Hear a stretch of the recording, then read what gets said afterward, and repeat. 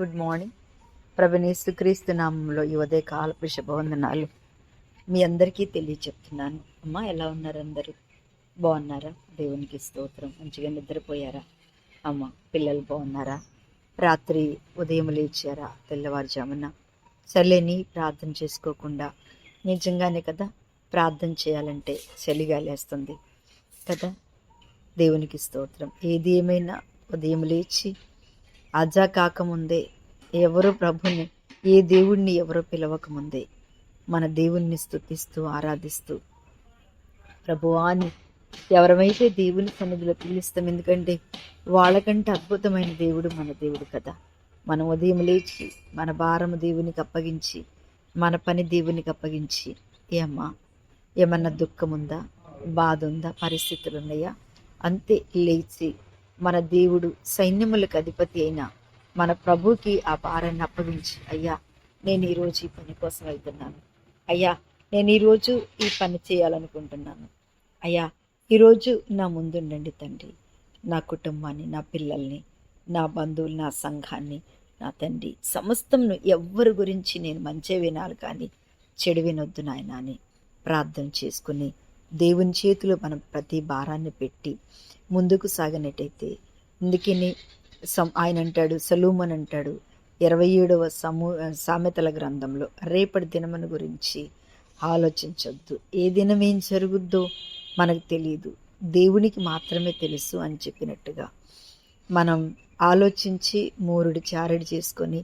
అమ్మో రేపు ఏం జరుగుతుంది అసలు అనే కంటే తెల్లవారుజాము లేచి ప్రభు సన్నిధిలో నీ భారమంతా, నువ్వు చేస్తున్న పనులన్నీ, నీ బిడ్డల భారం, నీ సమస్యల భారం ప్రభు దగ్గర పెట్టి నువ్వు ముందుకు సాగినట్టయితే తప్పకుండా ఆ ప్రార్థన ఫలితాన్ని ఈ వాక్యం వింటూ లైవ్లో ఎక్కివస్తున్న మీ అందరూ అనుభవిస్తారు.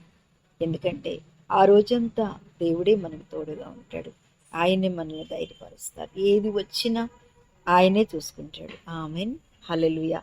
ఈరోజు దేవుని యొక్క వాగ్దానం 2వ సమూయేలు గ్రంథము 5వ అధ్యాయము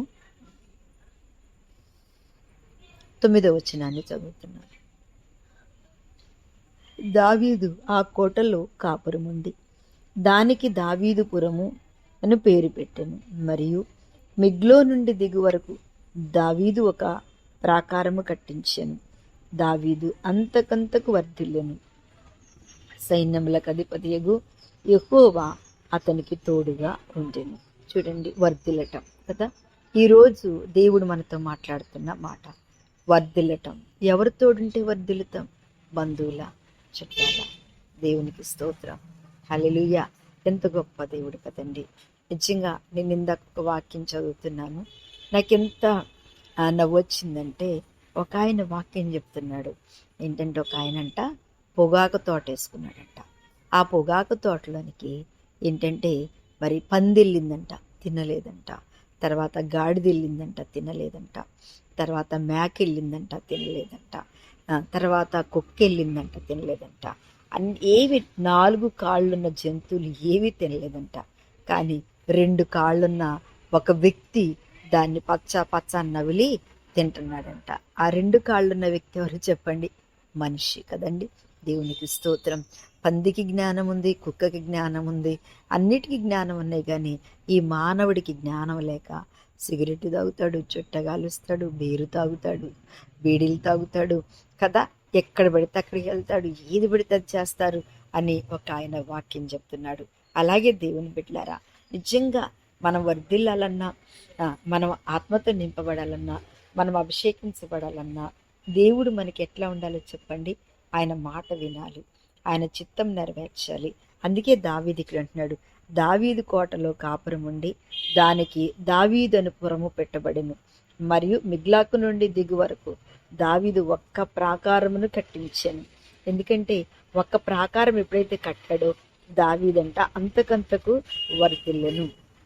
వర్ధిల్లడానికి గల కారణం ఏంటంటే, దేవుని పట్టణంను కట్టినప్పుడు, పురమును కట్టినప్పుడు, ఆ ఇంట్లోకి వచ్చినప్పుడు ఆ ప్రాంతానికి దావీదు పట్టణం అని పేరు పెట్టబడినప్పుడు ఆ ప్రాంతం అంతా దావీదు పట్టణము పురము అని పేరు పెట్టబడిందంట. ఆ తర్వాత ఆయన చూడండి, దావీదు అంత వర్ధిల్లటానికి, అంత ఆశీర్వదించబడటానికి కారణం ఏంటంటే సైన్యములకు అధిపతి అయిన యెహోవా అతనికి తోడుగా ఉన్నాడు. ఈ వాక్యం వింటున్న దేవుని బిడ్డ, నీకు కూడా దేవుడు తోడుగా ఉన్నాడు. నీ ప్రార్థనలు, నీకేం పని చెప్పినా దేవుడు నువ్వు చేయడానికి సిద్ధంగా ఉన్నప్పుడు నీకు కూడా దేవుడు తోడుగా, నువ్వు కూడా వర్ధిల్లుతావు.